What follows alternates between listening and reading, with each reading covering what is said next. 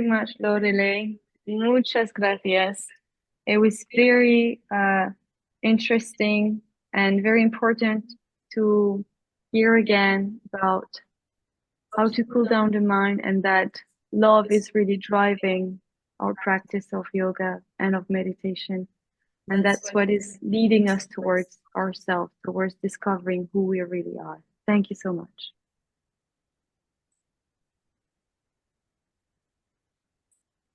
Now I would like to welcome Nicole from the USA, from Just Breathe Yoga Studio. Nicole Hayman-Sherman, if Correct. I'm not pronouncing it too. No, you did it bad. very well. You did very well, Camille. You did it very well. You did very well. Thank you. Namaste. Namaste. Namaste, God. Namaste. I want to first of all thank everyone for the invite to once again speak to everyone again this year. I'm eternally grateful we began speaking about love and divine love today. As many know, this has been a very interesting week in the US. There's a lot of unhappy people. There's been a lot of unrest and unhappiness that's gone on. I have found myself mentoring people using yoga this week, talking about all the important things that we learn in yoga, the finer aspects. Many people come to our studios and they come to our schools, and it's all about the postures. It's all about asana. And yet they do know there's something greater going on in there. And I've found that I've had to say to people that, there's something more here. And I think it's very important. When I was first asked to talk about, the true knowledge and the wisdom and the light of yoga, the first thing that came to mind was, the yamas, the niyamas, the sutras of Patanjali, talking about how important that is in the modern world. We need those finer points more and more every day. There's a lot of division, especially right now in the US. There's a lot of division going on. There's a lot of violence that happens.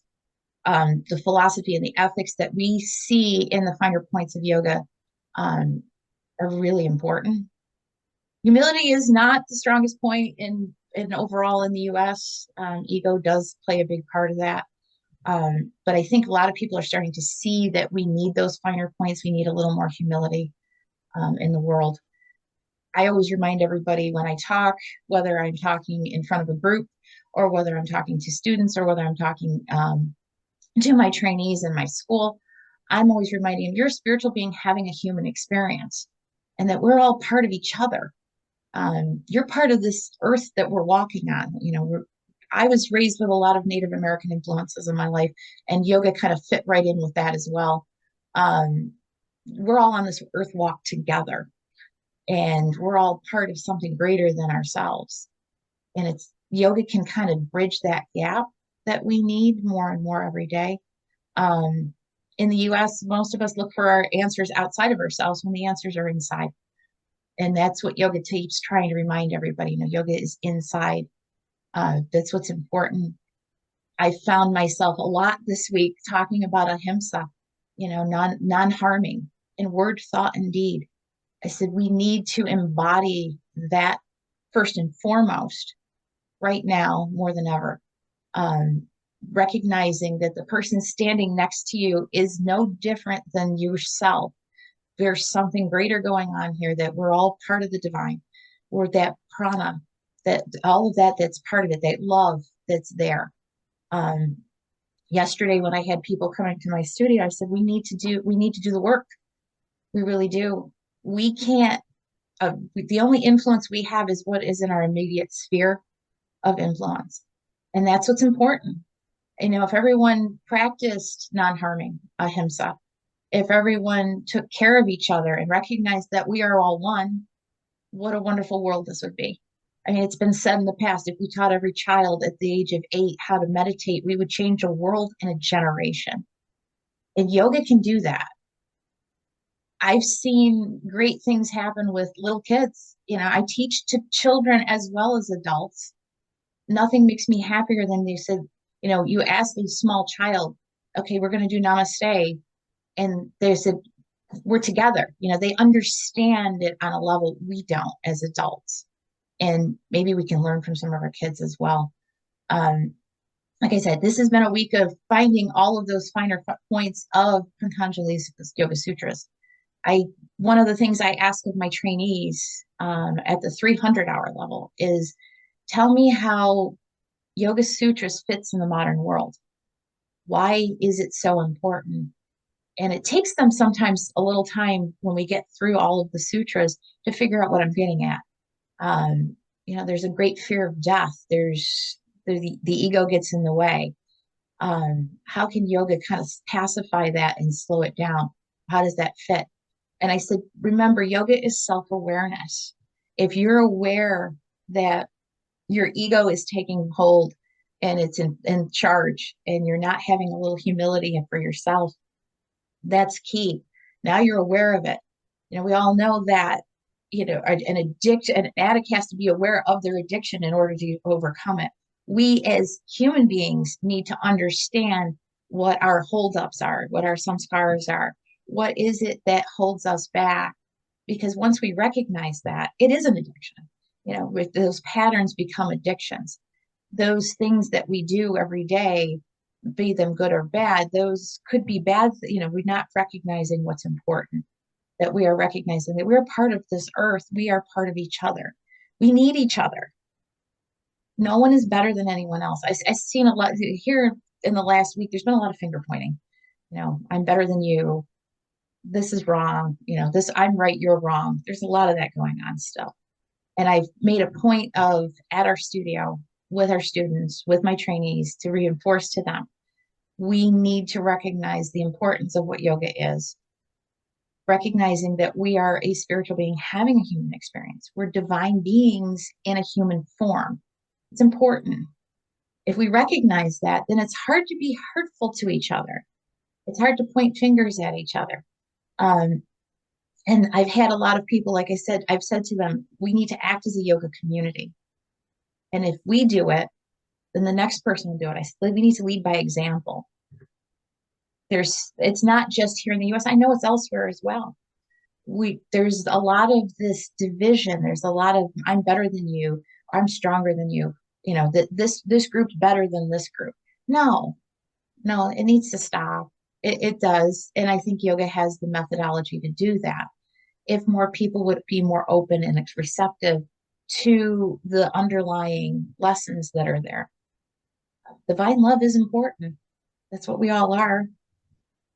And that's why like I said, I found myself mentoring people who come to me, and all they've ever come to me for is to come into my studio and do the poses, have come down to me and said, what's going on? There's got to be something more here. I'm sensing something more. And that's good. That's really good. That makes me feel better, so that we're seeing that there's more going on here. Um, I've had people like, can we meditate together? Absolutely. Let's meditate together. Let's spend some time together, sharing that energy, sharing that prana, sharing that love for one another, remembering that, we're a microcosm of the macrocosm. There is something more going on here. And we need to recognize that. And the people are starting to become more realizing of that. And I think that may be the lesson here. I said one of the biggest things I said yesterday is, you've reached a point of self-realization when you keep saying to yourself, what is the lesson here? What are we trying to learn? There's a lesson, there's a pattern. Why are we here? And I'm hearing it from people that I would never have expected to hear that from. Why are we here? What's the lesson? Tell me more about the other aspects of yoga. And I've been so grateful to hear that, because I know that's what's needed. And I remind them, start with your own sphere of influence. Start with, living that importance of the ethics and the philosophy and the understanding that yoga brings to make you a better person, make you more aware. And that's what's important to all of us. I think yoga can lead the way. It doesn't negate we're come from different parts of the world. It doesn't matter. We're still humans.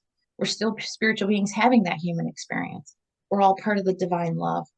And to me, that's what we need to focus on. And I think yoga can do that for all of us.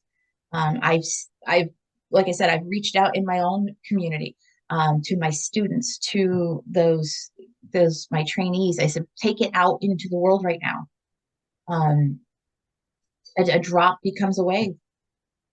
Each one of us is a drop. Let's do what we need to do to make this a better world, and yoga can lead the way. Let's meditate together. Let's recognize that we shouldn't be harming each other. You want to come to me and talk to me about the finer aspects of it? Absolutely. Like I said, I've spent probably the last 5 days talking more and more and more about the yamas and niyamas. What is ahimsa? What does that mean? It means not to harm yourself. Don't do that yourself, not anyone around you. Recognizing that we're all part of the divine. We're all part of this earth that we're walking on. And that's what I wanted to say today. I really felt like I had other aspects in mind, but I spent this whole week doing just that and hearing how we started that yoga can help. Yes, it can. And talking about divine love, if we talk about it, it breaks down every barrier. Yoga can lead the way. And with that, I want to thank you all for giving me a few minutes here today and just reminding everybody. Namaste. Welcome, Nicole. Very nice. I'm very happy. Okay. Hello, welcome, welcome. Very nice. Great. Great, welcome. Okay. And nice. I think we've been disconnected, Swamiji, from this computer. Can you hear us? We I can think hear you can you. still hear us, but We can hear you, but we not can't see see the us, video. right? No. We can hear you. We Okay. can hear Swamiji. Anyways, thank you so much, Nicole. It was very heartwarming to